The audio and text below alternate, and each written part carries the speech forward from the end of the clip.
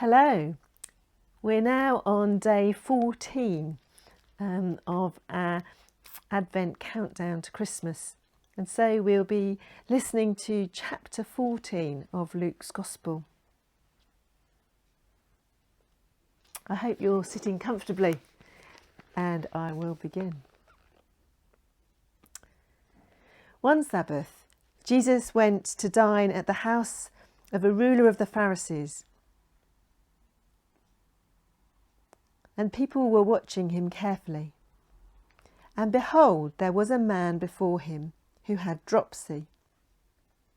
And Jesus responded to the lawyers and Pharisees, saying, "Is it lawful to heal on the Sabbath or not?" But they remained silent. Then he took him and healed him and sent him away. And he said to them, "Which of you, having a son or an ox that has fallen into a well on a Sabbath day, will not immediately pull him out?" And they could not reply on these things. Now Jesus told a parable to those who were invited, when he noticed how they chose the places of honour, saying to them, "When you are invited by someone to a wedding feast, do not sit down in a place of honour, lest someone more distinguished than you may be invited by him. And he who invited you both will come and say to you, 'Give your place to this person.'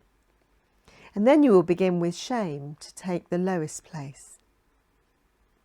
But when you are invited, go and sit in the lowest place, so that when your host comes, he may say to you, 'Friend, move up higher.'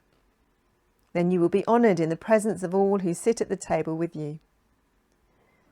For everyone who exalts himself will be humbled, and he who humbles himself will be exalted."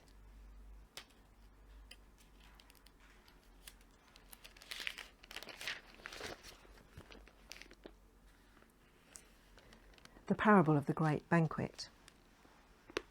Jesus said also to the man who had invited him, "When you give a dinner or a banquet, do not invite your friends or your brothers or your relatives or rich neighbours, lest they also invite you in return and you be repaid. But when you give a feast, invite the poor, the crippled, the lame, the blind, and you will be blessed, because they cannot repay you. For you will be repaid at the resurrection of the just." When one of those who reclined at the table with him heard these things, he said to him, "Blessed is everyone who will eat bread in the kingdom of God." But he said to him, "A man once gave a great banquet and invited many. And at the time for the banquet, he sent his servant to say to those who had been invited, 'Come, for everything is now ready.' But they all alike began to make excuses. The first said to him, 'I've bought a field and I must go and see it. Please excuse me.' And another said, 'I've bought 5 yoke of oxen and I'm going to examine them. Please excuse me.' And another said, 'I have married a wife, and therefore I cannot come.' So the servant came and reported these things to his master.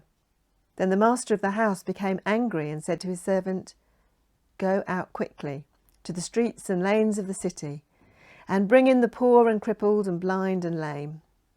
And the servant said, 'Sir, what you commanded has been done, and still there is room.' And the master said to the servant, 'Go out to the highways and hedges and compel people to come in, that my house may be filled.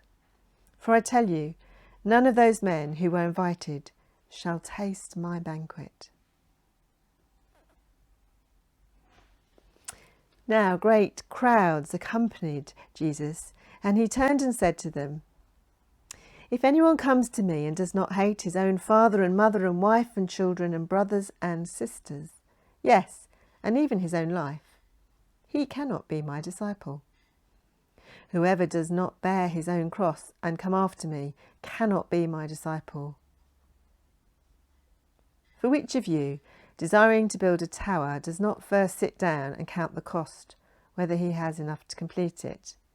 Otherwise, when he's laid a foundation and is not able to finish, all who see it begin to mock him, saying, 'The man began to build and was not able to finish.' Or what king, going out to encounter another king in war, will not sit down first and deliberate whether he is able with 10,000 to meet him who comes against him with 20,000? And if not, while the other is yet a great way off, he sends a delegation and asks for terms of peace.